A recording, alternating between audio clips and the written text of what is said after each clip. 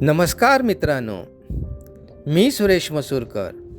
आज मी तुमच्याशी असं काही बोलणार आहे जे कदाचित आपण उघडपणे कोणाशीच बोलत नाही, पण रात्री उशाशी डोकं टेकवल्यावर मनातल्या मनात नक्कीच अनुभवतो. आयुष्यात कधी असं घडलंय का तुमच्यासोबत की एका पाठोपाठ एक सगळीच दारं बंद होत जातात? इकडे नोकरी सुटते, तिकडे व्यवसायात खास खळगे येतात, अचानक तब्येत साथ सोडायला लागते आणि ज्यांच्यावर आपण स्वतःपेक्षा जास्त विश्वास ठेवला ती माणसंही हळूच हात सोडून निघून जातात.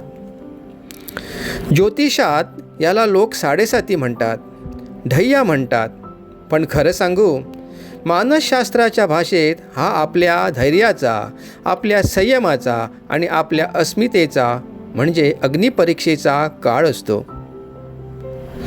जेव्हा असा काळ येतो ना, तेव्हा मन आतून पूर्णपणे कोलमडून जातं. आपण देवाकडे करतो तो एकच प्रश्न, माझ्याच बाबतीत का? मी काय वाईट केलं होतं कुणाचं?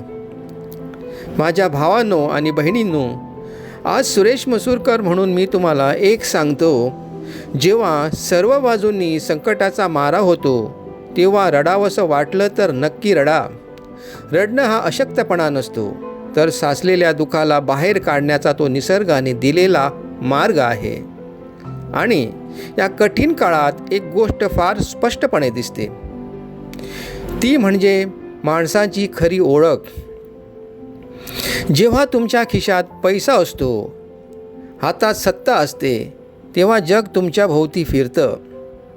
पण जेव्हा 7.5 येते ना, तेव्हा सावलीसुद्धा साथ सोडते. पण या गोष्टीचं दुःख करू नका, याला आयुष्याचा फिल्टर समजा. जे निघून गेलं ते कधी आपलं नव्हतंच, आणि जे या वादळातही तुमच्यासोबत उभे राहिले तीच तुमची खरी संपत्ती आहे. मला इथे एका जुन्या कुंभाराची छोटीशी गोष्ट आठवते. एका गावात एक कुंभार राहायचा. एकदा त्या परिसरात भयंकर वादळ, वारा आणि धुवाधार पाऊस सुरू झाला. अंधार इतका वाढला की हातचा हात दिसत नव्हता. कुंभाराच्या झोपडीत एकच छोटासा मातीचा दिवा जळत होता. वादळाचा एक भयंकर झोत आला आणि त्या दिव्याची ज्योत थरथरू लागली. दिव्याने काकुळतीने कुंभाराला विचारलं, मालक, बाहेर एवढं भयंकर वादळ आहे, वाऱ्याचा वेग इतका प्रचंड आहे, मी तर मातीचा एक छोटासा दिवा आहे, मी या अथांग अंधाराशी कसा लढू? मी विझवून जाऊ का? त्यावर तो म्हातारा कुंभार हसला. त्याने प्रेमाने दिव्यावर आपले हात धरले, वाऱ्याचा झोत अडवण्यासाठी छत्रीसारखे, आणि म्हणाला, बाळा, बाहेर वादळ किती मोठे आहे ना, याने काहीच फरक पडत नाही. तुझं काम अख्ख्या विश्वाचा अंधार घालवणं नाहीच आहे. तुझं काम फक्त तुझ्या आसपासचा एक हात जागा उजळून ठेवणं आहे. तू फक्त तुझी ज्योत तेवती ठेव. वाऱ्यापासून तुला वाचवायला मी उभा आहे. मित्रांनो, आज आपण त्या दिव्यासारखेच घाबरलो आहोत ना. चारही बाजूनी संकटाचे वादळ वाहतंय, पण लक्षात ठेवा, तुम्ही एकटे नाही आहात.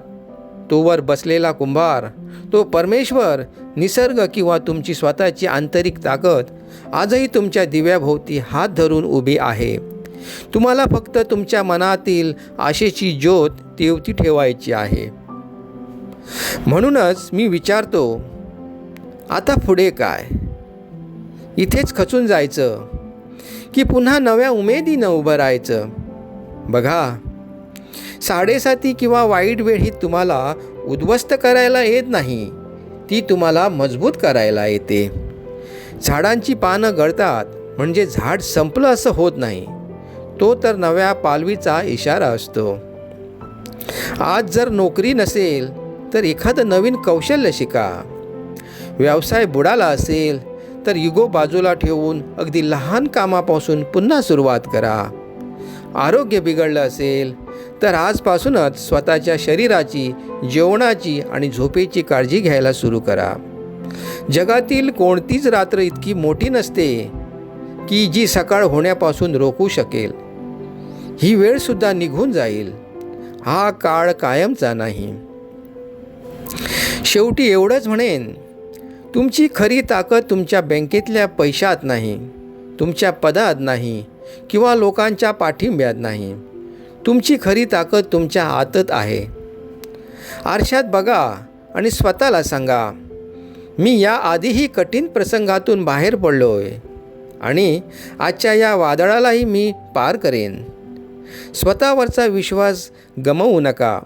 देवाने किंवा निसर्गाने जर ही परीक्षा घेतली आहे तर यातून बाहेर पडण्याची ताकदही तो देणार आहे. मी सुरेश मसूरकर आज तुमच्या पाठीशी खंबीरपणे उभा आहे. पुन्हा एकदा हसा, एक खोल श्वास घ्या आणि चला आयुष्याची नवीन सुरुवात करूया. कशी वाटली ही चर्चा नक्की सांगा. काळजी घ्या. धन्यवाद.